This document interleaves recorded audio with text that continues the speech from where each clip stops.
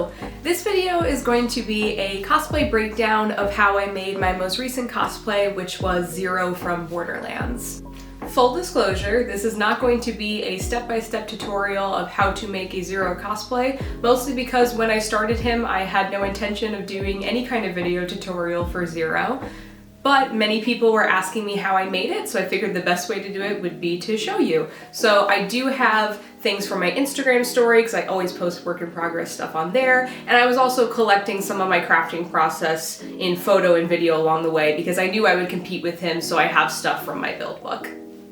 So I hope this video is somewhat helpful, whether you are making your own Zer0 cosplay, making another character, or maybe even if you're not into cosplay at all, you somehow got here and you're curious how people make these costumes. This is a little bit of an insight. But all disclaimers aside, people have been asking how I made it, so I figured I'm going to show you what I have and explain as best as possible how I did it. So here we go.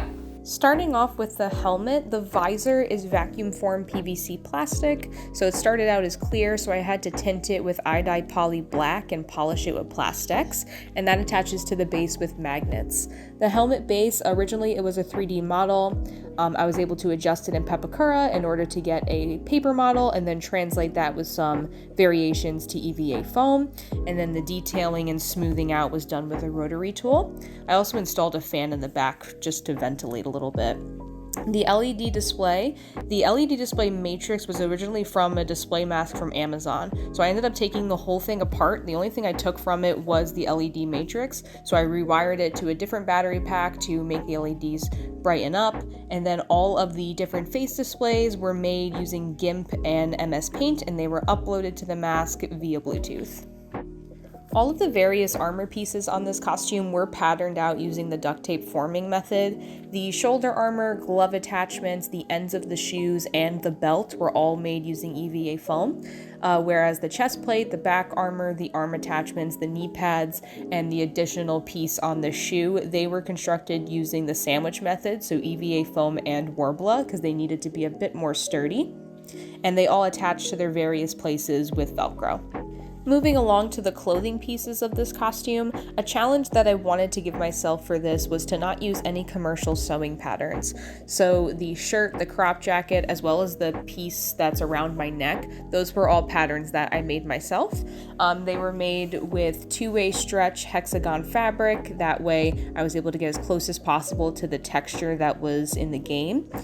The gloves are also using that same fabric, and they were sewn using the hand turkey method where you trace your hand out. That way they are nice and form-fitting.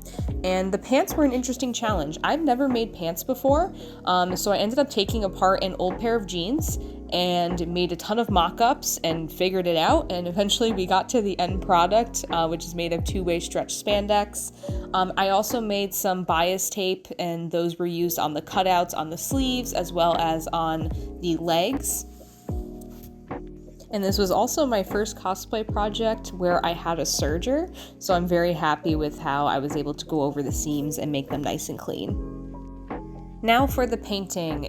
Most people know that Borderlands is famous for its cell shading, so I wanted to be sure that that came across in my cosplay.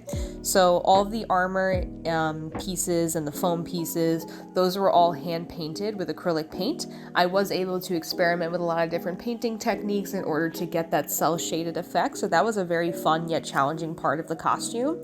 Also the fabrics, I wanted to be sure I could get the color and the cell shading as close as I could, so I ended up airbrushing and adding hand-painted details to all of the fabric for this costume. And this also goes for my shoes. The base shoe was originally black, so I used various shades of Angelus paint in order to get that accurate cell-shaded look. I wanted to be able to independently change the LED display, so I needed to have access to my phone. So I disguised my phone using an Echo device, which is a communicator in the game. So I made an EVA foam box constructed to fit my phone, and then I added additional details with foam and resin pieces and did some more detailing with the rotary tool. I also hand painted all of this with acrylic paint, and then the little text details on the buttons, I wanted it to be very clean and sharp, so I replicated it as close as possible as I could on my Cricut and cut those out on vinyl. And it has a Warbler handle and attached with nuts and bolts, that way it has some swivel and I'm able to hook it to my belt. And the last part of this costume is the sword. So it was a handmade pattern. The base of the sword is EVA foam, and I did put in a brass rod in the center just for stability because the prop is so long. The handle is made out of PVC pipe and it's detailed with EVA foam to make it more accurate. As for the electronics, it's a 12-volt rechargeable battery that's on the end, and that is all soldered together with a switch and the LED light strip, so all the wiring is hidden in the sword handle. The blade is LED diffusing foam, which was reinforced with clear Warbler, and that helps really diffuse the light and make it look like it's glowing from within. And again, hand painted it with acrylic paint to match the cell shading on the rest of the costume. And that brings us to the end of this build. Zer0 has been on my cosplay bucket list for a very long time now, so I'm happy I was able to build it, and I hope I did him justice. Thank you guys so much for watching.